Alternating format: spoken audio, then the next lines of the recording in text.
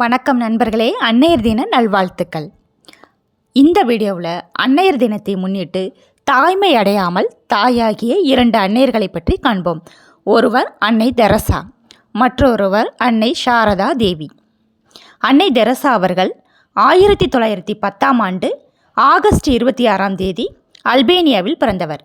இவரது இயற்பெயர் ஆக்னஸ் கோன்ஜா போஜாஜுவா. ஏழை எளியோருக்கும் நோயாளிகளுக்கும் சேவை செய்வதையே தன் வாழ்நாள் லட்சியமாக கொண்டவர். 1950இல் கொல்கத்தாவில் மிஷனரிஸ் ஆஃப் சேரிட்டி என்னும் அமைப்பை நிறுவினார். வறுமை, பசி மற்றும் நோயால் பாதிக்கப்பட்டவர்களுக்கு தொண்டு ஆற்றினார். அன்னை தெரசா இந்திய குடியுரிமை பெற்றவர். இவரது சேவையை பாராட்டி 1979இல் அமைதிக்கான நோபல் பரிசு வழங்கப்பட்டது. இந்தியாவில் நோபல் பரிசு பெற்ற முதல் பெண் இவரே ஆவார்.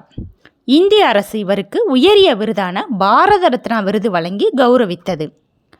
மனிதநேயத்தின் அடையாளமாக திகழ்ந்த இவர் கருணையின் தாய் என்று அன்போடு அழைக்கப்பட்டார். உடல்நலக்குறைவின் காரணமாக 1997ஆம் ஆண்டு காலமானார். அவர் மறைந்தாலும் அவரது தொண்டு நிறுவனங்கள் உலகம் முழுவதும் ஏழைகளுக்கு சேவை செய்து வருகின்றன. அடுத்ததாக அன்னை சாரதா தேவி.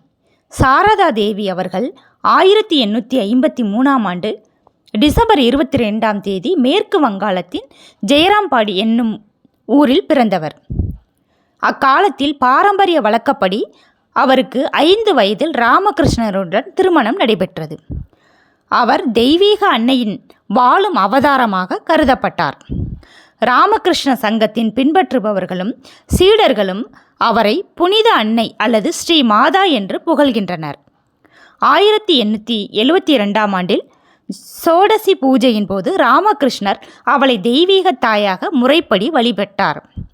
தனது ஆன்மீக அந்தஸ்து இருந்த போதிலும் அவள் வீட்டு வேலைகளை செய்வதும் மற்றவர்களுக்கு சேவை செய்தும் எளிமையாக வாழ்ந்தார். அவர் பாவிகள் மற்றும் அந்நிய சீடர்கள் உட்பட அனைத்து மக்களையும் இரக்கத்துடன் அரவணைத்தார். பெண் கல்விக்கு ஆதரவு கொடுத்தார். நிவேதிதையின் மறைவுக்கு பின்னர் அவர் ஆரம்பித்த பெண்கள் பள்ளி தொடர்ந்து நடைபெற சாரதா தேவி காரணமாக இருந்தார்.